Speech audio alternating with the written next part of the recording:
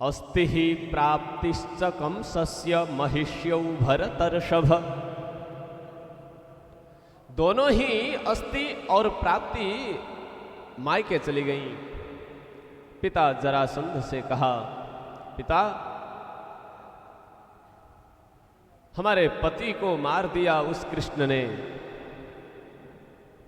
अब जरासंध ने आक्रमण किया पूरे लाखों लाख सेनाओं के साथ में मथुरा नगरी पर आक्रमण करना शुरू कर दिया। अब आक्रमण हो रहा है, भगवान परास्त कर देते हैं सभी सैनिकों को और फिर उसको छोड़ देते हैं जरासंध को। फिर लेकर के आता है, फिर छोड़ देते हैं उसको, बाकी सबको मार देते हैं। भगवान ने भी ये सोचा होगा कि पूर्व अवतार में राम बन करके जब आए तो फिर जंगल जंगल में जाकर के राक्षसों का वध करना पड़ा। यदि अभी भी ऐसा ही करेंगे तो ये समय नहीं है, इसलिए जरासंध को छोड़ते हैं भगवान और सब सैनिकों को मार देते हैं। फिर जाता है, फिर अनेक अनेक क्षिणी सेनाओं को लेकर के आता है, जरासंध को छोड़ करके फिर सबको मार दिया। ये प्रक्रिया जो है 17वां वार तक चला। अष्टादशम संग्रामे आगत आगामिनी तदंतरा। जब 18वां वार चला तब भगवान ने सोचा कि ओहो, अब यदि अभी भी हम ऐसा ही करेंगे तो ये मथुरा वासियों के लिए फिर ये मथुरा में आक्रमण करने वाला है, इसलिए इनकी रक्षा के लिए भी हमें अब कुछ अलग निर्णय लेना पड़ेगा। इधर मथुरा की ओर आक्रमण किया। फिर किसी ने कह दिया कि अब काल यवन का भी हर किसी से वध होना ये मुश्किल था। नारद जी की प्रेरणा से फिर जरासंध ने काल यवन को भेजा और भगवान आगे आगे दौड़ रहे हैं, पीछे पीछे से वो भगा रहा है। भगवान जाते जाते एक गुफा के अंदर चले गए। काल यवन को चिढ़ाते चिढ़ाते भगवान ऐसे दौड़ रहे हैं जैसे कि अब 2 ही कदम बाकी है। काल यवन पीछे पीछे है, भगवान आगे आगे गुफा के अंदर पहुंचे।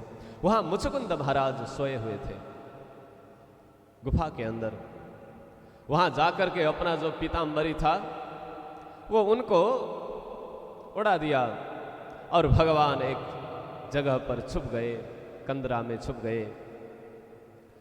जाकर के जैसे ही देखता है काल यवन, तो अच्छा यहां आकर के छुपा हुआ है, तू छलिया मेरे से युद्ध कर। जाकर के एक लात मारी, तुरंत मुचकुंद का निद्रा खुलते ही दृष्टि से एक ज्वालाएं निकली और उसी से काल यवन भस्म हुआ। ये देवताओं ने ऐसा वरदान दिया था। जब देवताओं को युद्ध में सहायता की मुचकुंद ने, तब कहा था कि आप अभी विश्राम करें और जो जगाएगा वो भस्म हो जाएगा।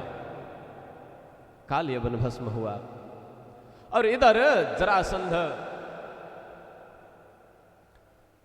सब मथुरा में आक्रमण करने वाला है। अब भगवान ने सोचा कि अब जब चोर नाम पड़ा है तो फिर रणछोड़ भी नाम पड़े। भगवान फिर उस युद्ध भूमि से भागने की कोशिश की। भगवान ने पर्वत के ऊपर चढ़े, सभी ओर से आग लगा दी। जरासंध ने यह सोचा कि अब तो कृष्ण तो जल करके वहीं भस्म हुआ बलराम के साथ में, लेकिन भगवान वहां से उस पर्वत से तुरंत दोनों हाथ भाई भाई अपना हाथ पकड़ करके छलांग मारे द्वारका में और दिव्य नगरी का निर्माण किया है। और वहां पर सब यहाँ से जो भी मथुरावासी आदि थे उन सबको वहां ले गए। देखिए भक्तजन, हमारे जीवन में भी 2 अवस्था होती है, एक पूर्वार्ध एक उत्तरार्ध। पूर्वार्ध में जो भी पुरुषार्थ किया जाता है बहुत शक्ति है, शरीर में ताकत है, बरकत है। धीरे धीरे अब 50 पार होते ही अब जरासंध का आक्रमण शुरू होगा। जरासंध यानी कि जरा यानी कि बूढ़ियाई, जो बुढ़ापा आना शुरू हुआ, बाल सफेद होने लगे, धीरे धीरे घुटनों में दर्द होना शुरू हुआ। ये बार बार होता रहेगा। फिर जरासंध का आक्रमण इस शरीर रूपी मथुरा नगरी में बार बार होता रहेगा। उससे बचने की कोशिश करते हैं हम। धीरे धीरे दांत हिलने लग गए, दूसरा दांत लगा लेंगे। कानों में शक्ति कम हो गई, दोबारा आक्रमण हुआ। फिर कुछ लगाने वाले कुछ यंत्र लगा लिए। आंख में कुछ समस्या आना शुरू हुआ, चश्मा बदला। घुटनों में दर्द है, मलहम लगाना शुरू किया। जरासंध का आक्रमण देखिए, बार बार बार बार। अब धीरे धीरे धीरे शक्ति कम, शक्ति कम। अब तो क्या होता है, काल यवन आएगा। फिर काल यवन, जब काल यवन आया, भगवान ने प्रहार नहीं किया काल यवन को एक बार भी, ऐसा वर्णन नहीं है भागवत में। काल यानी कि मृत्यु। जब मृत्यु आता है, भगवान उससे कोई, मृत्यु को भगवान स्पर्श तक नहीं करते, या फिर मृत्यु भगवान को स्पर्श नहीं कर सकती। और जो तपस्वी सिद्ध हैं वो मृत्यु से ऊपर उठ जाते हैं, उनकी तेज से मृत्यु भस्म हो जाता है। लेकिन वह नहीं, अवतारी पुरुष जो होते हैं। और जब काल आता है तो सबको छोड़ के भागना पड़ता है। भगवान भी भाग रहे हैं। और फिर जब अंतिम में मथुरा नगर ही जब ध्वस्त होने वाला था, तब भगवान ने सोचा कि चलो अब इस नगर को ही छोड़ के जाते हैं। यानी कि जब प्राण ही जाने वाले हैं इस शरीर से, तो भगवान कहाँ रहेंगे फिर। भगवान ने भी छोड़ दिया। थोड़ी देर तक पहले हम बोल रहे थे कि अच्छा ये, हाँ ये साहब हैं, ठीक है, उनके नाम से पुकार रहे थे। जैसे ही प्राण निकला, उसके बाद में मृत शरीर, अब नाम नहीं रहा, उसका नाम बदल गया। भगवान उस नगर को छोड़ के चले जाते हैं। लेकिन जो चेतनाएं हैं, मथुरावासी जो हैं, जो भगवान के भक्त हैं, भले ही उनको काल ने आक्रमण किया हो, जरासंध ने आक्रमण किया है, वो तो विशुद्ध चेतना हुई ना। उनके लिए तो भगवान द्वारिका बना करके रखते हैं। रातों रात योग माया के माध्यम से भगवान ने द्वारिका में भेजा सबको, और वहां सोए हुए हैं सब। वहां पहुंचे, जब सुबह हुआ, उठ करके देखते हैं, अरे द्वारका, द्वारका, कहां है द्वार, कहां है द्वार। दूसरे नगरी में पहुंचे, ऐसे ही नाम पड़ा द्वारिका। कहां है द्वार, कहां है द्वार, यानी कि भगवत तत्व में पहुंचने के बाद में उनका स्वरूप भी अलग हो जाता है। जैसे जो भगवान का भक्त है, भगवान का भक्त जैसे ही मोक्ष अवस्था में प्राप्त होगा, या फिर सायुज्य मुक्ति जो होती है, भगवत प्राप्ति, उसके बाद में उसका स्वरूप भी भगवन्मय हो जाता है। शंख चक्र गदा पद्म आदि धारण किया हुआ। अब वो तो उसका आचरण ही भिन्न हुआ द्वारका में। और फिर भगवान द्वारका में ही रहने लगे। लेकिन भगवान ने राजगद्दी नहीं संभाला। लेकिन सब कहते हैं द्वारिकाधीश, द्वारिकाधीश भगवान की। अब इधर भीष्मक राजा, उनकी पुत्री हुई रुक्मिणी, देवी रुक्मिणी। वो योनिजा नहीं है। पुष्प वाटिका में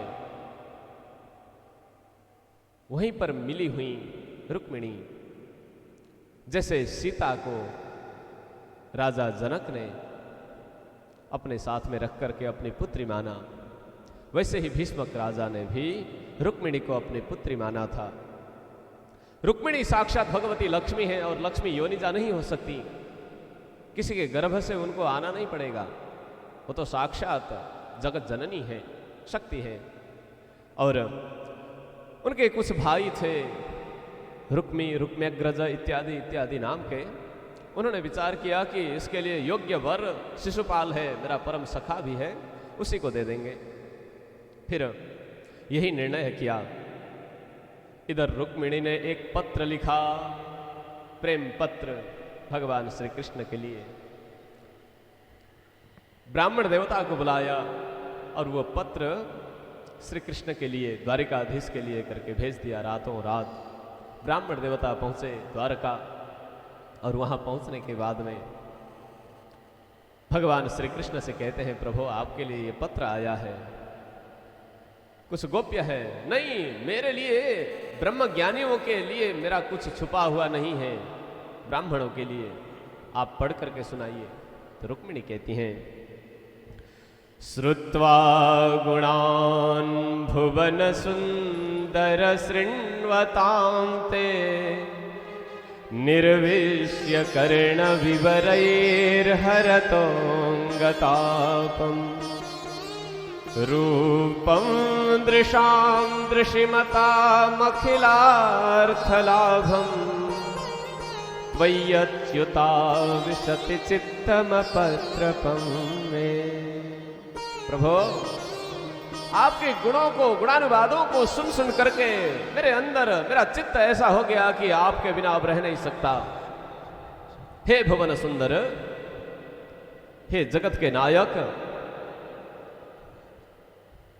आपकी कथाएं ऐसी हुई जो मेरे अंदर प्रीति जगाने वाली, और आपके रूपों का जो वर्णन मैंने सुना है, उससे सुंदर और कौन हो सकता है। यद्यपि मैंने प्रत्यक्ष देखा नहीं है, सिर्फ मन से अनुभव किया है, चित्त से अनुभव किया है। हे प्रभु, आपको वंदन है, ये पत्र मैं भेज रही हूं, इसको कृपया स्वीकार करें। और आपको ये भी लगा होगा कि कात्वा मुकुंद महती, आप कहां तो मुकुंद द्वारिकाधीश, और कहां मैं छोटी सी भीष्मक राजा की पुत्री रुक्मिणी, एक सामान्य। लेकिन मैंने आपको वर्ण किया है मन मन से ही। अब जब जिससे चित्त लग जाए, मन आपके पास में है और मन एक जगह और शरीर एक जगह, ऐसा ये शोभा नहीं देता। चित्त मन जहां हो वहीं शरीर भी रहे। बस अब मैंने आपको सौंप दिया है, आप मुझे स्वीकार करें।